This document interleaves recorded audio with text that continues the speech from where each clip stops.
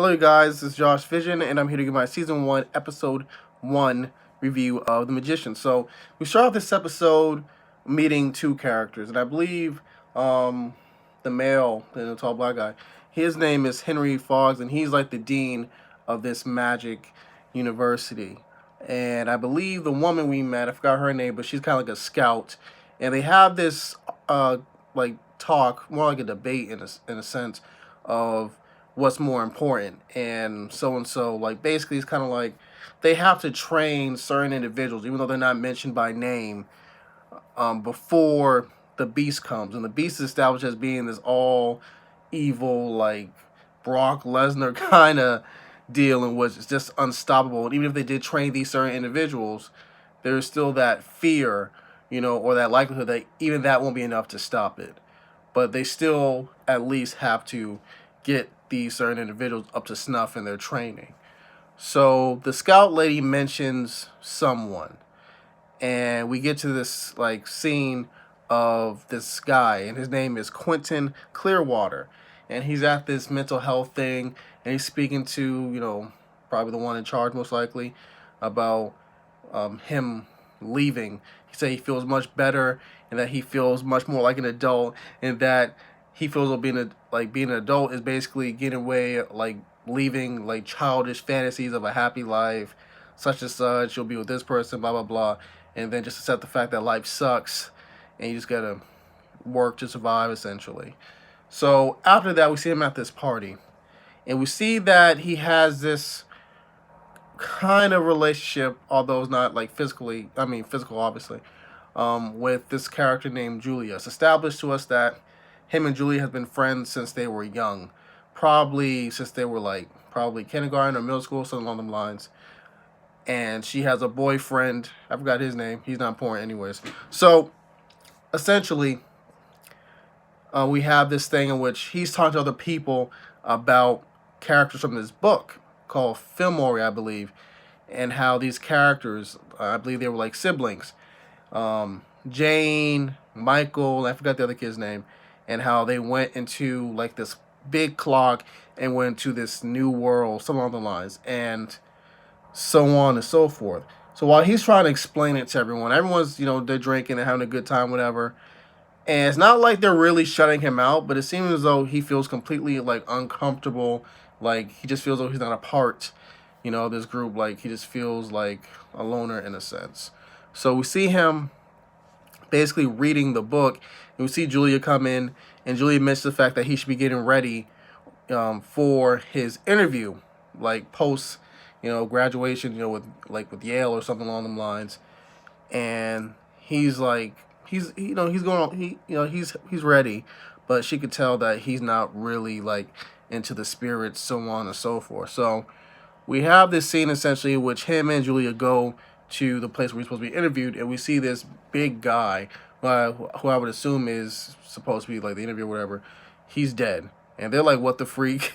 Like, where did this come from?" And we see the same lady early in the episode give Quentin and Julia this, I believe she gives them both like some type of package or of some sort. So when they leave, we have this really intense like argument between them, in which Quentin talks about how like he always thought that Julia really understood him and that she loved magic just as much as he did, and she's like, "Well, I did, but I have to grow the freak up, and so do you." It's like every time, it's basically she was saying like you don't want to grow up, and that's what always held him down. She said if you only grew up, I mean like yeah, if you only grew up, then you would be set. You wouldn't be having the issues you have, so on and so forth. And before they go any further with it, she said she had to meet her boyfriend James, for lunch. So they separate and they go their separate ways. And I believe she goes take an elevator, and we see Quentin, following the directions of the thing, that he was given by that scout lady earlier. And basically, despite going two different paths, they ended up in the same like location, in which they both end up at this magic university, and they both have to take this test. And Quentin adapts to it. He figures out how to take the test, while Julia is like dumbfounded. She's like, "What the freak? Why is this? Why are the words and the numbers changing on the sheet, so on and so forth?" So essentially, Quentin passes the test, and Julia fails. And from what's established after the scene, when she's speaking with the dean, whatever, or like speaking to one of the professors of the university, is the fact that she has a hard time accepting losing or failure. And she tells one of the teachers that, listen, just let me take the test again. I wasn't prepared for it. Like, I didn't even know this kind of place existed. And, like, come on, give me another chance. And he's like, well, I'm sorry, you failed, so on and so forth. And Julia does something in which she cuts her veins. Like, and I was trying to figure out, like, was she trying to, like, kill herself? Because I remember before she did that, she was like, please do not let me try to exist in a world in which I know this place exists.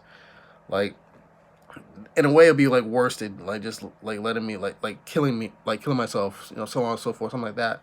And to the contrary, we have Quentin.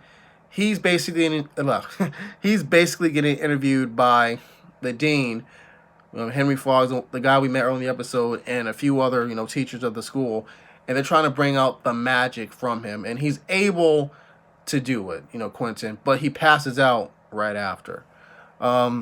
In this episode, we meet his roommate Penny, and we also meet this character named Alice. And Alice is so freaking talented. There was a class in which she was able to do some type of manipulation with this crystal and turn it to a horse, like a small miniature horse. And we see that Quentin's impressed, his roommate Penny's impressed, but the girl in front of Penny, she's really not.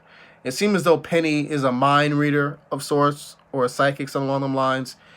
And before I get to like the details in regards to Penny and that girl, let's talk about Penny and Quentin. Penny does not like Quentin at all. He thinks he's a nerd, a loser, and he just told him, you know what? Just don't piss me off. That's essentially their relationship so far, in this first episode. Anyways, we see Penny screwing that girl from class or whatever. What else? We have Quentin having his mentors. And I believe one of the mentors is a female. Her name is Margot. The other guy, I forgot his name, but he's extremely cool. He got a nice, hairstyle, mad charismatic. And they're basically walking Quentin through the campus, and they're showing him the different types of abilities each group possesses. There was like one about healing, the physical, telekinesis, flight, so many, to talk about. And getting back to what I said about Alice, we see Quentin trying to befriend Alice, because what's established the fact that Alice is kind of a loner, and that, basically that she's like a prodigy or whatever. So we see Quentin trying to befriend her, but she's not really having it. She's like, I'd rather be by myself. And the only reason why her and Quentin even get somewhat close to each other is due to this vision that Quentin has while he's sleeping with one of the characters from the Fillmore books. And I believe her name's Jane. And she was saying, you think it's so good, living, basically on campus, but that's not a good thing. You have to question things, And if you are the way you are now, you won't be able to defeat the beast. Now, keep in mind, before, she's basically rehashing what she said to him earlier in the episode during the first vision. This is like the second vision, I believe. And she shows him some type of, like, thing within the tree or a wall or something, like some type of symbol. And he's like, what is it? And she sort of forces his hand on it, and it burns into, his hands or whatever. So he shows it to Alice, because I believe he noticed that Alice had like the symbol, like on one of her papers that she was like going through, throughout the episode. So once he shows her that, she mentions the fact that the reason why she even came to the school was for her brother, who died 5 years previously, and she wants to find a way to kind of either resurrect him or sort of bring him back to the world of reality. So Quentin agrees to help her, and I believe Penny senses what he was going to do to begin with. So him and the girl who he screwed, whatever, they meet up with Quentin and Alice basically while they're trying to perform the magical, like, cantation, whatever, to bring her brother back. So what happens, fact is, they do it, but it seemed like nothing happens. But you could tell something happened because the camera really focused in on that mirror. You know what I mean? While everyone was walking away, so on and so forth. So another thing that happened in this episode was the fact that Julia is like totally out of it. She's like a walking zombie after she finds out about this magic school, you mean about the magic university, and the fact that she's not good enough to um, be a part of it. And that's something that Quentin goes more into detail about when he's called by Julia's boyfriend saying that, listen, she hasn't been the same for like weeks or so. And I really think you would know how to handle, well, basically how to handle her, or at least talk her out of her funk. And he missed the fact that it's her birthday, that's coming up. So Quentin, Margot, and the charismatic guy, his mentors, as I mentioned before earlier in this review, they go to Julia's little birthday bash over this bar. And Julia sees this guy who seems to be like a suave guy, cleaned up and like mad, like cool, whatever, in a sense. But she's like totally out of it. She's like, dude, just F off, leave me alone. Stop trying to flirt with me. So she goes outside, smoking a cigarette, and her and Quentin had this conversation, and she was saying, listen, I need you to tell them to let me take the test again. I was cut off guard, but please let me do it. Please tell them, as a friend. And Quentin's like, listen, why is it like you can't accept the fact that you failed at something? Like, I was the outcast, I was the loner, and I finally get to do something successful. And you know what I mean? It's just like, let me win at something. Let someone else win at something, essentially was his message. And that he basically thinks she wasn't good enough to join the university to begin with. We see her do some trick or something, and I didn't think it was like some cheap trick like he mentioned it was, because it seemed like she was really like close to doing like making fire or something, But in my opinion, Quentin was kind of acting like a self-serving a-hole, in my opinion.